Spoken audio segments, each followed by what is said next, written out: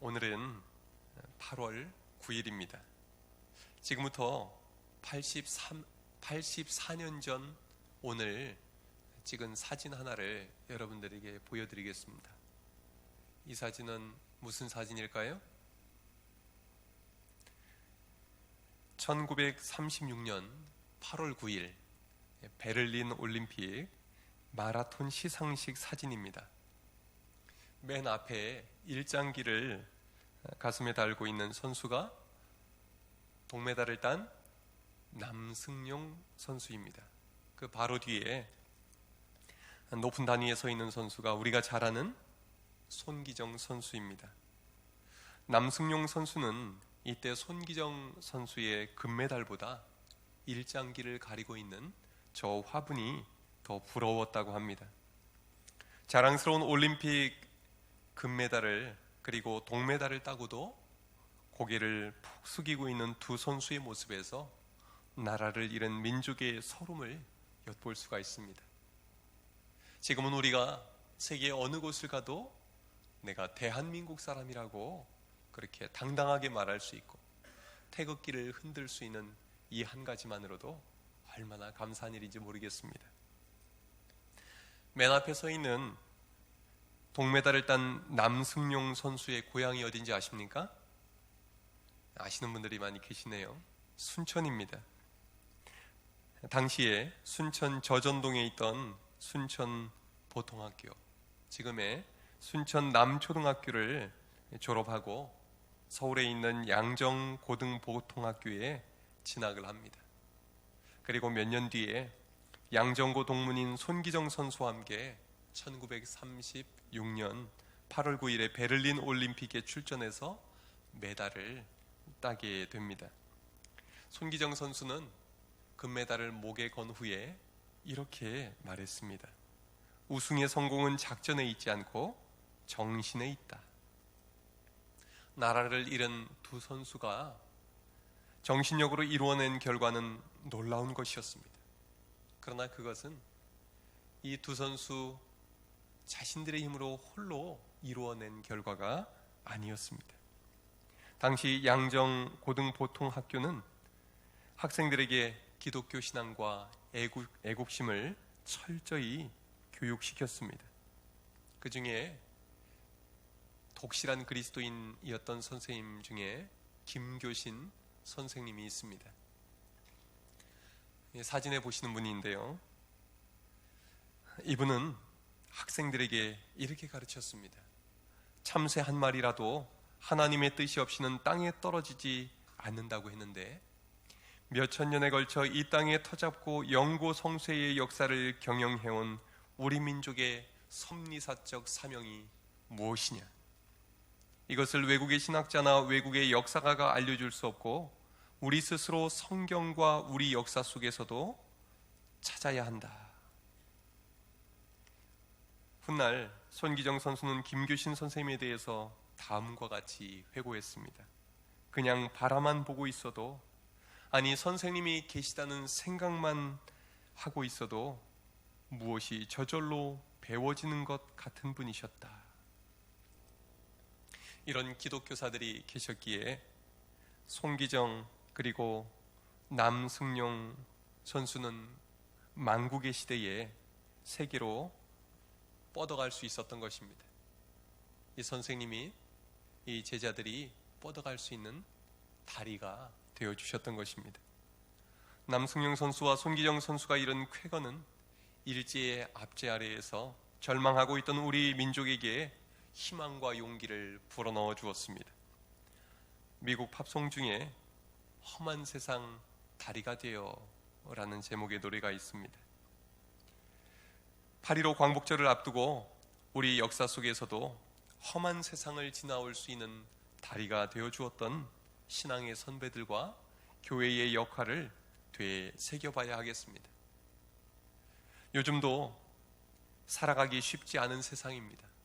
이러한 때에 우리 그리스도인들은 어떻게 살아가야 할까요? 또한 이러한 때의 교회의 역할은 무엇일까요? 우리 함께 오늘 본문을 통해 살펴보도록 하겠습니다. 먼저 우리가 믿는 예수님은 어떤 분입니까? 다리와 같은 분이십니다. 19절 20절을 함께 읽겠습니다. 시작. 그러므로 형제들아, 우리가 예수의 피를 힘입어 성소에 들어갈 담력을 얻었나니 그 길은 우리를 위하여 휘장 가운데로 열어놓으신 새로운 살 길이요 휘장은 곧 그의 육체니라. 19절에서 우리가 성소에 들어갈 담력을 얻었다라고 말씀합니다. 여기에서 성소는 좀 더 정확하게 번역을 하면 지성소를 말합니다. 가장 거룩한 장소를 말합니다. 지성소는 성막이나 성전에서 여호와의 법궤를 모셔두는 곳입니다. 여호와의 법궤는 하나님이 임재해 계심을 상징합니다. 그래서 그곳에 들어갈 수 있는 사람은 대제사장 한 사람밖에 없었습니다. 그것도 1년에 딱 한 번 대속죄일에만 속죄 제사를 드리기 위해서 들어갈 수가 있었습니다. 그러나 죄인인 채로 들어갔다가는 죽음을 면할 수 없었기 때문에 철저하게 정결 예식을 거친 뒤에만 들어갈 수 있었습니다. 그런데 19절에서는 누가 그 지성소에 담대히 들어갈 수 있다고 말합니까? 우리가 라고 말합니다. 여기서 우리는 누구를 말하는 것일까요? 예수 그리스도를 믿어 구원을 받게 된 성도들 모두를 말합니다. 좀 더 구체적으로 말하면 예수님을 믿고 구원받은 유대인들이 이 히브리서의 수신자들이었습니다. 그들은 대제사장이 아니었습니다. 제사장들도 아니었습니다. 평범한 일반인들이었습니다. 그런데 어떻게 제사장들도 두려워 들어갈 엄두를 내지 못하는 그 지성소에 담대히 들어갈 수 있다고 말하는 것일까요? 그것은 예수의 피를 힘입어 가능한 것이었습니다.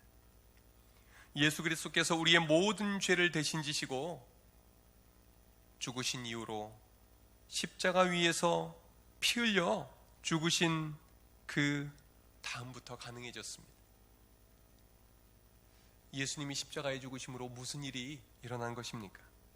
마태복음, 마가복음, 누가복음에서는 똑같이 이렇게 말씀하고 있습니다. 성소의 휘장이 한가운데가 찢어지더라. 예수님이 십자가 위에서 달려 죽으시자 성소 휘장이 위로부터 아래까지 둘로 갈라졌습니다. 찢어져 버렸습니다. 하나님과 이스라엘 백성 사이를 가로막고 있던 휘장이 사라진 것입니다. 휘장이 왜 가로막고 있었을까요? 죄인들이 하나님 앞에, 거룩하신 하나님 앞에 나오는 것을 막기 위함이었습니다. 아담과 하와의 범죄 이후로 죄인인 인간이 하나님께 나아가는 길은 차단되었습니다. 하나님은 인간들을 에덴 동산 밖으로 쫓아내셨습니다. 그리고 그룹들과 두루 도는 불칼을 두어서 생명나무로 나오는 입구를 막으셨습니다. 죄인들이 하나님 앞에 나왔다가는 죽음을 면할 수 없었기 때문입니다. 그룹들은 천사들을 말합니다. 지성소에도 법궤 위에는 두 그룹들이 날개를 펴서 법궤를 가리고 있었습니다. 죄인인 인간이 다가오지 못하도록 차단하는 역할을 했던 겁니다. 더 정확하게 말하면 인간이 저지른 죄가 거룩하신 하나님과 우리 인간 사이를 가로막고 있었던 것입니다. 그런데 예수님께서 우리의 모든 죄를 대신 지시고 십자가에 달려 죽으심으로 우리의 그 모든 죄는 깨끗이 씻김을 받게 되었습니다. 예수 그리스도의 보혈의 능력으로 하나님과 우리 사이를 가로막고 있었던 죄의 휘장이 사라지게 된 것입니다. 이것이 성소의 휘장이 찢어지는 사건으로 나타난 것입니다. 이렇게 해서 하나님께 나아가는 새 길이 열렸습니다. 20절에서 이렇게 말씀합니다. 그 길은 우리를 위하여 휘장 가운데로 열어놓으신 새로운 살 길이요 휘장은 곧 그의 육체니라. 십자가 위에서 예수 그리스도의 육체가 찢기시고 피 흘리심으로 인하여 지성소의 휘장이 찢어지고 새로운 살 길이 열린 것입니다. 예수님은 우리에게 하나님께 나아가는 새 길을 만들어 주신 분이십니다. 21절에서는 예수님을 하나님의 집 다스리는 큰 제사장이라고 말씀합니다. 큰 제사장은 대제사장을 말합니다. 율법에 의하면 지성소에는 대제사장밖에 들어가지 못합니다. 그러나 하나님의 아들이자 하나님의 집을 다스리는 예수님이 직접 우리를 데리고 지성소 안으로 들어가신 것입니다. 하나님의 아들이 하나님을 만날 수 있도록 우리를 지성소로 이끄신 것입니다. 예수님이 우리의 모든 죄를 자신이 흘리신 보혈로 정결케 하셨기에 가능한 일이었습니다. 우리는 여기에서 제사장이라는 말의 의미를 살펴볼 필요가 있습니다. 제사장은 히브리 말로는 코헨이라고 하고 또 헬라어로는 히에레아라고 합니다. 제사의식을 집례하는 사람을 말합니다. 그런데 제사장을 라틴어로 번역을 하면 폰티펙스라고 합니다. 폰티는 다리를 말합니다. 펙스는 만드는 사람을 의미합니다. 그러므로 제사장은 누구입니까? 다리를 만드는 사람, 다리를 세우는 사람, 다리를 연결해 주는 사람입니다. 다리는 서로 단절된 둘을 하나로 이어줍니다. 오늘 본문에서 예수님이 대제사장, 큰 제사장이라고 했는데 큰 다리를 만들어 주신 분입니다. 무슨 다리입니까? 하나님과 우리 사이에 끊어진 관계를 연결시켜주는 다리를 놓아주신 것입니다. 여수에도 다리가 많습니다. 어떤 다리가 있습니까? 우리 교회 바로 앞에 거북선대교도 있고 또 여수의 명물인 돌산대교도 있습니다. 이 두 다리 다 육지와 돌산을 하나로 이어주는 다리입니다. 올해 초에는 여수 화양면에서 공으로 연결시켜주는 다리가 개통이 되었죠. 멀리 떨어져 있던 이 여수와 고흥이 30분 만에 갈 수 있는 가까운 이웃으로 바뀌게 된 것입니다. 또 돌산에서 화태도로 다리가 연결이 되어 있습니다. 나중에는 돌산에서 고흥까지 11개 다리가 다 연결이 될 거라고 합니다. 생각만 해도 기분이 좋은 일입니다. 이렇게 다리는 서로 단절되어 있던, 멀리 떨어져 있던 둘을 하나로 연결시켜 가깝게 만들어줍니다. 그리고 서로 자유롭게 왕래할 수 있게 해줍니다. 예수님은 우리가 하나님께 나아갈 수 있는 다리가 되어주셨습니다. 죄로 인해서 하나님과 우리 사이가 단절되었지만 예수님이 십자가에 달려 죽으심으로 말미암아 우리는 하나님께 나아갈 수 있는 길이 열린 것입니다. 그래서 히브리서 4장 14절 16절에서 이렇게 말씀합니다. 그러므로 우리에게 큰 대제사장이 계시니 승천하시니 곧 하나님의 아들 예수시라. 우리가 믿는 도리를 굳게 잡을지어다. 그러므로 우리는 긍휼하심을 받고 때를 따라 돕는 은혜를 얻기 위하여 은혜의 보좌 앞에 담대하게 나아갈지니라. 여러분, 우리의 다리가 되어주시는 예수님을 통해서 하나님 아버지 앞에 담대히 나가는 여러분들이 되시기를 주님의 이름으로 축원합니다. 그런데 우리는 믿음 생활을 하다 보면 우리 믿음이 흔들릴 때가 있습니다. 의심이 찾아올 때가 있습니다. 이러한 때에 우리는 이런 생각들을 하게 되죠. 내가 확실히 구원받은 게 맞나? 내가 제대로 믿음 생활하고 있는 거 맞나? 내가 제대로 살고 있는 건가? 그런 것도 같고 아닌 것 같을 때도 있습니다. 그럴 때 우리는 어떻게 믿음의 확신을 가질 수 있을까요? 우리 22절, 23절 함께 읽겠습니다. 시작. 우리가 마음에 뿌림을 받아 악한 양심으로부터 벗어나고 몸은 맑은 물로 씻음을 받았으니 참 마음과 온전한 믿음으로 하나님께 나아가자. 또 약속하신 이는 믿으시니 우리가 믿는 도리의 소망을 움직이지 말며 굳게 잡고. 우리의 믿음을 굳게 붙드는 비결은 다른 것이 아닙니다. 22절에서 말씀합니다. 하나님께 나아가자. 23절에서 말씀합니다. 굳게 붙들자. 믿음을 지키기 어려운 시기에 믿음을 지키는 비결이 무엇입니까? 계속해서 하나님 앞에 나아가는 것입니다.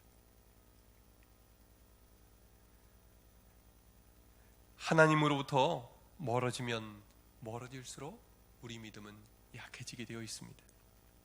여러분, 하나님께 더 가까이 나아가는 여러분들 되시기를 바랍니다. 그리고 굳게 붙듭시다. 무엇을 붙들어야 합니까? 23절에서 우리가 믿는 도리의 소망을 굳게 붙잡으라 말씀합니다. 헬라어 원문의 의미를 되살려서 번역을 하면 우리 소망의 고백을 굳게 붙잡자라는 뜻입니다. 소망의 고백이 무엇을 말하는 것일까요? 우리가 믿는 신앙 고백의 내용을 말합니다. 그러므로 우리 믿음이 흔들리지 않는 비결은 우리가 믿는 구원의 복음을 굳게 붙잡는 것입니다. 우리가 살면서 믿음이 흔들릴 때 그때가 구원의 복음을 붙들어야 할 때입니다. 내 상황을 자꾸 바라보면 믿음이 흔들립니다. 나 자신을 바라보면 믿음이 자꾸 작아집니다. 그러나 하나님 말씀에 집중하고 하나님의 말씀을 묵상하고 하나님을 의지하면 우리의 믿음이 강해집니다. 말씀이 우리를 붙잡아주고 우리의 믿음을 자라게 해주기 때문입니다. 복음의 핵심이 무엇입니까? 22절 말씀을 좀 더 쉽게 되어 있는 새번역 성경으로 읽어드리겠습니다. 우리 마음에는 그리스도의 피가 뿌려져서 나쁜 마음씨가 없어지고 우리의 몸은 맑은 물로 씻겨 깨끗해졌으니. 22절 말씀을 한글 번역으로 보면 잘 드러나지 않지만 헬라어 성경으로 보면 드러나는 중요한 사실이 있습니다. 뿌림을 받아 씻음을 받았으니 라고 개역개정에 번역되어 있지만 이것을 헬라어로는 완료형 분사로 되어 있다는 점입니다. 완료형 분사는 이미 끝나서 그 결과가 지속되고 보장되어 있을 때 쓰는 어법입니다. 무슨 말입니까? 예수 그리스도를 믿는 자들에게는 이미 예수 그리스도의 보혈이 뿌려져서 정결케 되었다는 것입니다. 그리고 예수님의 말씀에 순종하여 물로 세례를 받은 자들은 이미 그 몸도 정결케 되었다는 것입니다. 우리가 잘 믿고 우리가 순종하면 그 결과로 구원받는 것이 아닙니다. 우리는 이미 예수 그리스도의 보혈의 공로를 힘입어서 구원받은 하나님의 자녀가 되었음을 믿으시기 바랍니다. 우리의 믿음이 좋아서가 아닙니다. 우리의 행실이 거룩해서도 아닙니다. 23절 말씀처럼 이 약속을 주신 분이 미쁘시기 때문입니다. 여러분, 미쁘다는 말이 무슨 의미일까요? 헬라어로는 피스토스라고 하는데 믿을만하다, 믿을 수 있다, 그런 의미입니다. 하나님은 정말로 믿을 수 있는 분, 믿을 만한 분이십니다. 하나님의 약속은 반드시 지켜졌기 때문입니다. 하나님의 말씀은 항상 그대로 이루어졌습니다. 그러므로 구원에 관한 이 약속의 말씀도 그대로 이미 이루어진 것입니다. 우리는 믿음이 흔들릴 때마다 하나님께 나아가야 합니다. 그리고 우리에게 주신 복음을 굳게 붙잡아야 합니다. 그리고 그 말씀을, 그 복음을 묵상하고 또 계속해서 읽어야 합니다. 요즘 우리가 살아가는 세상의 상황이 신앙생활하기에 좋지 않습니다. 이 히브리서의 수신자들의 상황도 좋지 않았습니다. 예수 믿는 것 때문에 밖으로부터 박해를 받았습니다. 생명의 위협을 느끼고 경제적으로 손해를 보고 불편한 일들이 많았습니다. 내부 상황도 좋지 않았습니다. 그리스도인들의 신앙의 열정이 점점 떨어져 갔습니다. 믿음의 돌파구가 잘 보이지 않았습니다. 그럴 때 히브리서의 저자는 강하게 권합니다. 이럴수록 하나님께 더 가까이 나아가라. 이럴수록 믿음의 내용을 더욱더 굳게 붙잡아라. 지난 한 주간 휴식 시간을 가지면서 책을 몇 권 읽었습니다. 그 중에 이기주 작가의 언어의 온도라는 책에 인상적인 글이 하나 있었습니다. 저자가 작은 새 한 마리가 미르나무 꼭대기에 집을 짓는 모습을 관찰하면서 적은 글입니다. 그날은 바람이 불어서 새 집을 짓기에 좋은 날이 아니었습니다. 새가 나뭇가지를 갖다가 쌓아 올리면 바람이 휙 불어서 나뭇가지가 떨어져 내렸습니다. 그러면 다시 또 물어다 올렸습니다. 작가는 이상하게 생각이 됐습니다. 왜 바람 불지 않는 좋은 날 집을 짓지 이렇게 험한 날씨에 집을 짓는 걸까? 그래서 집에 돌아와서 조류 관련된 자료들을 찾아봤습니다. 그랬더니 일부 새들은 일부러 비바람이 치는 날 집을 짓는답니다. 어리석어가 아닙니다. 어리석어서가 아닙니다. 그런 날 집을 지어야 악천후에도 견뎌낼 수 있는 튼튼한 집을 지을 수 있기 때문이랍니다. 요즘 교회적으로 사회적으로 모두 쉽지 않은 시기입니다. 악천후와 같은 상황입니다. 그러나 지금 같은 어려운 시기가 도리어 튼튼한 믿음의 집을 지을 수 있는 적기라는 것입니다. 여러분, 우리의 믿음이 흔들릴 때에, 우리에게 자꾸 의심이 생겨날 때에 하나님 앞에 더욱더 가까이 나가시기 바랍니다. 우리에게 주신 복음을 더욱더 굳게 붙잡으시기를 바랍니다. 이러한 때에 우리가 믿음의 집을 잘 지으면 그보다 더한 비바람이 치고 홍수가 나도 끄떡없이 견뎌낼 수 있는 믿음의 집을 세우게 될 것입니다. 마지막으로 오늘 본문을 통해서 우리에게 주신 하나님의 말씀은 무엇입니까? 24절에서 25절을 함께 읽겠습니다. 시작. 서로 돌아보아 사랑과 선행을 격려하며 모이기를 패하는 어떤 사람들의 습관과 같이 하지 말고 오직 권하여 그날이 가까움을 볼수록 더욱 그리하자. 한마디로 모이기 어려울수록 더욱 모이기에 힘쓰라는 말씀입니다. 모이기에 힘써야 하는 이유는 무엇입니까? 앞에서 살펴본 것처럼 모여야 예배하고 모여야 기도하는데 힘이 붙기 때문입니다. 물론 영상으로도 얼마든지 집에서 편하게 예배 드릴 수 있습니다. 혼자서도 얼마든지 성경 읽고 또 기도할 수도 있습니다. 그러나 모이기 힘든 상황이라고 해서 자꾸 모이지 않다 보면 있던 믿음도 점점 작아지고 사라지게 됩니다. 기도도 잘 안 됩니다. 우리 기독교 교회는 만남의 공동체입니다. 그러면 우리는 모여서 힘쓸 일이 무엇입니까?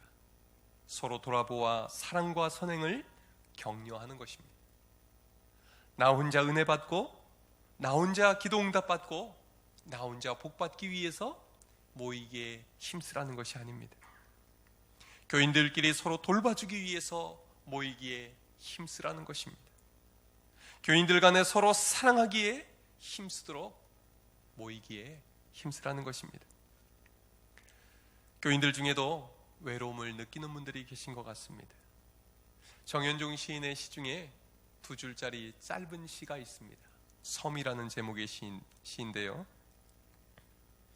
사람들 사이에 섬이 있다. 그 섬에 가고 싶다. 사람들 사이에 있는 섬은 무엇을 의미할까요? 섬은 바다로 둘러싸여 있습니다. 그러나 외롭습니다. 우리도 사람에 둘러싸여 있지만 사실은 외로운 섬처럼 살아가고 있지는 않습니까? 여러분, 지금 앉아 계신 앞뒤 옆에 교인들로 둘러싸여 있으시지요. 여러분들은 서로 잘 연결이 되어 있습니까? 한번 옆에 누가 있는지 한번 보시죠. 이분과 나는 잘 연결되어 있는가? 나는 바로 이분과 사랑으로 돌봐주고 섬기기 위해서 모이기에 힘쓰고 있는가? 우리는 믿음 생활을 하면서도 내 마음 알아줄 이 하나 없는 것처럼 외로움을 느낄 때가 있습니다.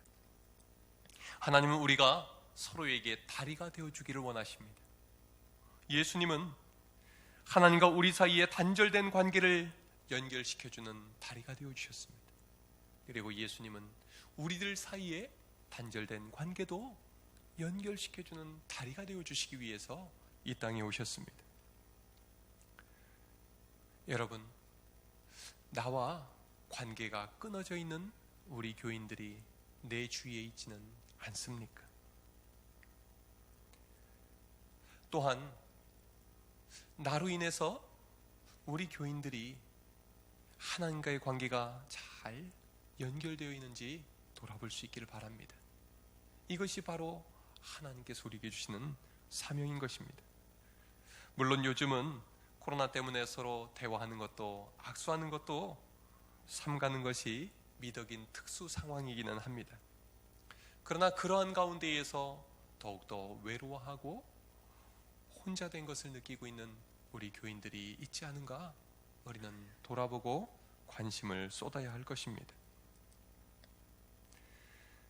우리 짧은 시간이라도 또 예배 끝나고 나가면서 서로 안부도 묻고 또 어느새 만나지도 못하고 헤어진 분이 생각이 나면 전화하면서 연락도 취하고 기도 제목은 없는지 힘든 일은 없는지 서로 관심을 가질 수 있기를 바랍니다.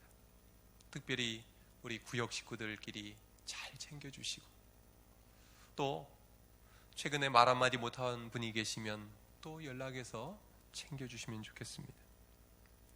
또한 우리가 모이기에 힘써야 하는 이유는 무엇입니까? 선행을 격려하기 위해서입니다.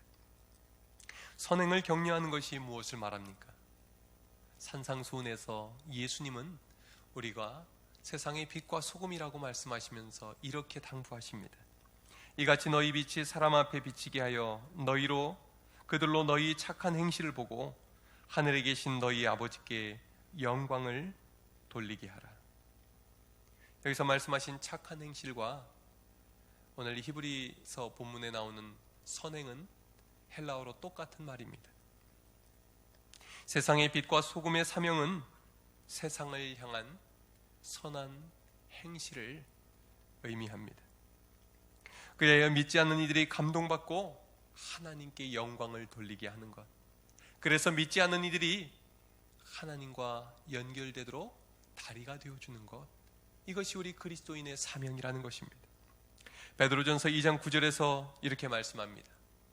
너희는 택하신 족속이요 왕같은 제사장들이요 거룩한 나라요 그의 소유된 백성이니 이는 너희를 어두운 데서 불러내어 그의 기이한 빛에 들어가게 하신 이의 아름다운 덕을 선포하게 하려 하십니다. 베드로 사도는 우리를 왕같은 제사장들이라고 그렇게 말씀합니다. 앞에서 제사장의 사명이 무엇이라고 했습니까? 다리가 되어주는 것, 다리를 놓아주는 것이라고 말씀을 드렸습니다. 우리 그리스도인들의 사명은 세상에 다리를 놓아주는 것입니다. 하나님을 알지 못하는 이들이 하나님을 믿을 수 있도록 다리를 놓아주는 사람들, 교회에 들어와 보지 않은 사람들을 교회에 들어올 수 있도록 다리를 놓아주는 사람들, 이것이 우리 그리스도인의 사명인 것입니다. 그렇게 다리를 놓아주기 위해서는 무엇이 필요합니까? 착한 행실, 선행이 필요합니다. 아무 조건 없는 사랑의 섬김이 필요합니다. 우리는 전도하기에 앞서서 먼저 좋은 이웃이 되어 주어야 합니다. 교회도 마찬가지입니다. 교회가 세상의 빛과 소금의 역할을 잘 감당하던 시대에는 교회도 더욱 부흥했습니다. 그 시대에는 먼저 세상을 섬기려 했기 때문입니다. 이 땅에 들어오셨던 선교사님들은 병원을 세워서 병자들을 치료해 주었습니다. 또 배우지 못해 한 맺힌 사람들을 위해서 학교를 세우고 가르쳐 주었습니다. 배고픈 이들은 먹여주었습니다. 교회가 착한 행실로 이 세상에 다리가 되어준 것입니다. 이 섬김의 다리를 통해서 많은 사람들이 예수님을 만나 구원받고 그 인생이 변화되었던 것입니다. 그런데 지금은 어떻습니까? 지금 우리 교회의 모습은 어떻습니까?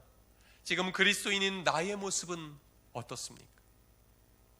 세상과 하나님을 잘 연결해주는 다리의 사명을 감당하고 있습니까?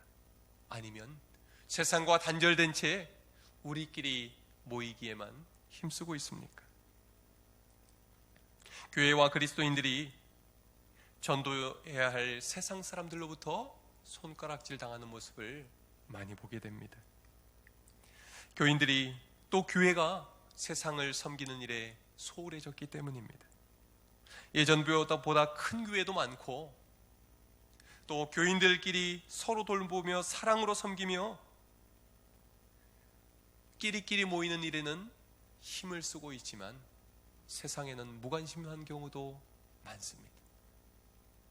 여러분, 우리는 예수님처럼 세상의 다리가 되어주는 교회가 될 수 있기를 바랍니다. 또한 교인들 간에도 서로 돌보고 사랑으로 섬기면서 서로가 서로에게 하나님께 나아갈 수 있는 다리가 되어줄 수 있기를 바랍니다. 그날이 가까울수록 더욱 다리가 되어주는 일에 힘쓰는 교회, 그 일에 힘쓰는 우리 그리스도인들 되기를 주님의 이름으로 축원합니다. 기도하겠습니다.